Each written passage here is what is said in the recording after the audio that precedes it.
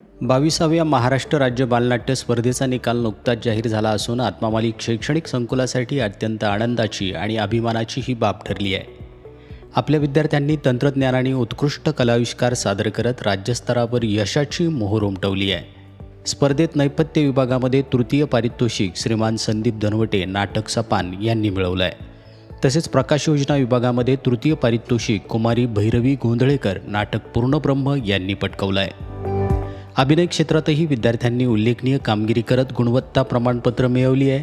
अंकिता पोटिंदे भूमिका चिंगी नाटक मॅडम, श्रेया जगताप भूमिका हौसा नाटक सपान, आर्यन पाटील भूमिका आबा नाटक पूर्णब्रह्म यांना गुणवत्ता प्रमाणपत्र प्राप्त झाली आहेत।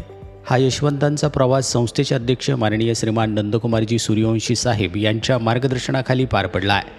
तसेच शैक्षणिक व्यवस्थापक सुधाकरजी मलिक सर, वसतिगृह व्यवस्थापक साईनाथजी वरपे सर, ध्यानयोग विद्यासंस्थान व्यवस्थापिका श्रीमती मीरा पटेल मॅडम आणि सर्व आदरणीय प्राचार्य यांचं अनमोल सहकार्य लाभलं। तसेच स्थानिक शाखा व्यवस्थापन व प्राचार्य यांचंही मार्गदर्शन लाभलं।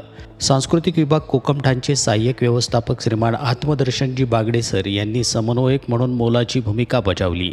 प्रशिक्षक म्हणून आकाश खडांगळे, ओमकार गंभीरे, शिवानी जाधव, शरद ढोणे, श्रीमती राजश्री आबनावे, संग्राम मोरे आणि आकाश जाधव यांनी विद्यार्थ्यांना उत्कृष्ट प्रशिक्षण दिलं।